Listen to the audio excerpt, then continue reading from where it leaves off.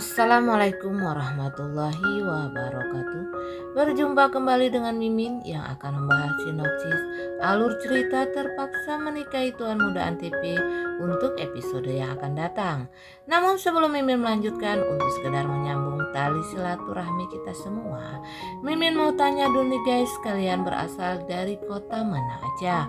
Tolong jawab pada kolom komen ya, biar Mimin bisa tahu. Di episode kali ini tentunya akan semakin seru, menegangkan, serta bikin kita semua baper dibuatnya.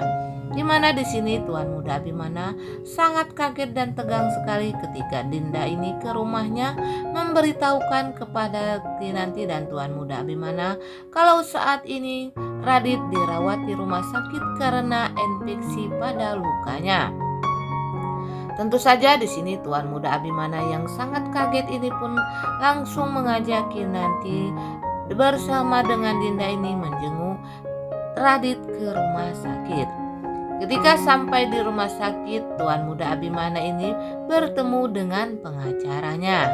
Lalu Tuan Muda Abimana menanyakan kepada pengacara tersebut apa yang sedang terjadi dengan si Radit.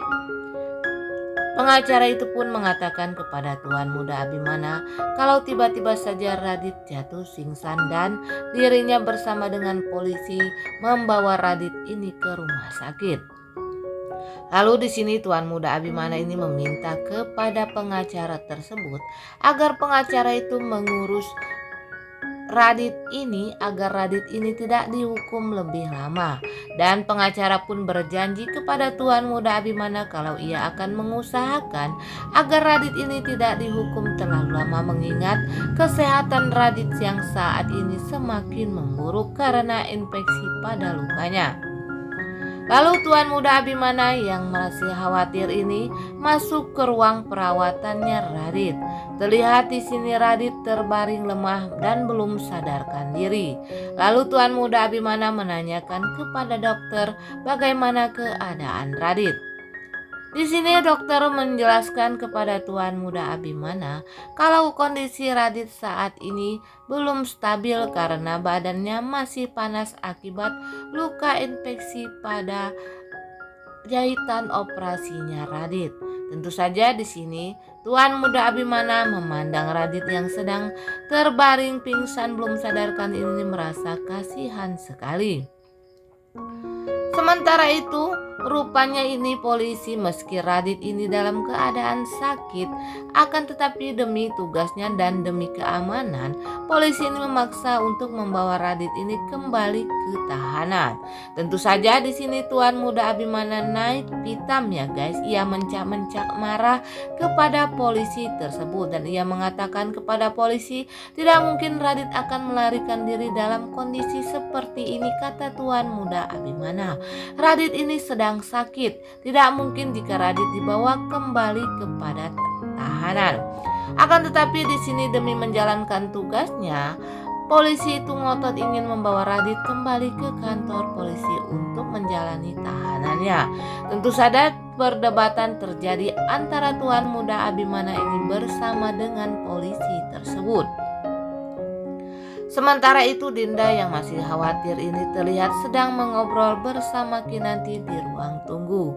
Dan Kinanti menanyakan kepada Dinda berapa lama Dinda mengenal Radit. Lalu Dinda pun bercerita kalau ia bertemu dengan Radit di saat Radit ini mengalami kecelakaan.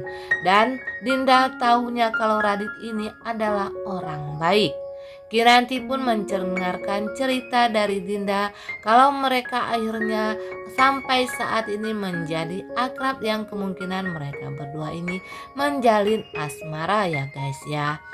Nah di scene berikutnya rupanya kondisi Radit saat ini sudah mulai membaik dan Radit pun sadarkan diri. Saat itu Dinda yang melihat Radit sudah sadar diri ini langsung mendekati Radit dan merawat Radit. Ia sangat kasihan sekali kepada kondisi Radit saat ini. Sementara itu di scene yang berbeda, Amanda ini mendapatkan teror dari seseorang nih guys ya.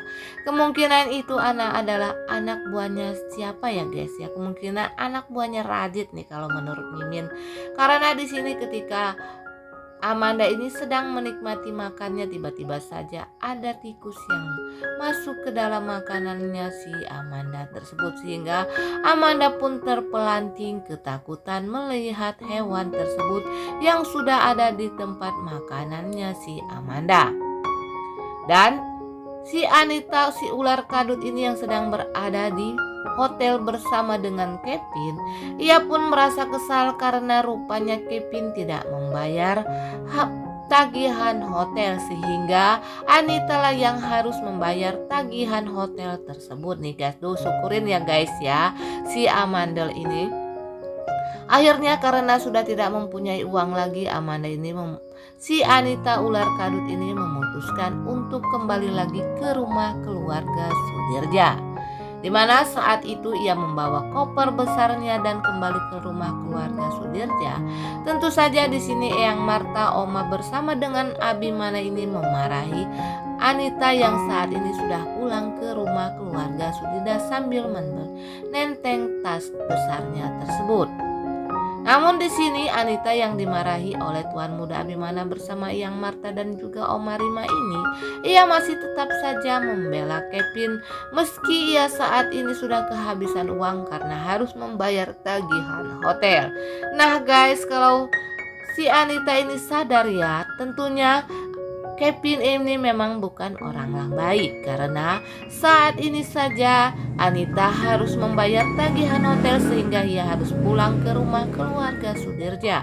Akan tetapi kerasnya hati Anita ini, ia tetap saja membela Kevin di depan keluarga Sudirja meski ia saat ini sudah pulang ke rumah tersebut dalam keadaan yang tidak punya uang lagi.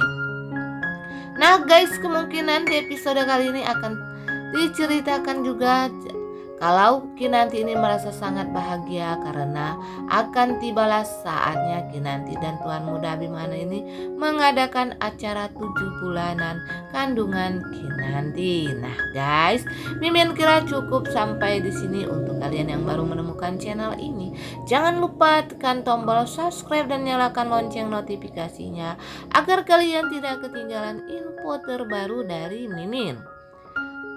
Dan Mimin mohon doa serta dukungannya supaya sinetron kita ini naik lagi ratingnya menjadi rating teratas dan sinetronnya masih dapat diperpanjang lagi. Akhirnya Mimin pun pamit undur diri.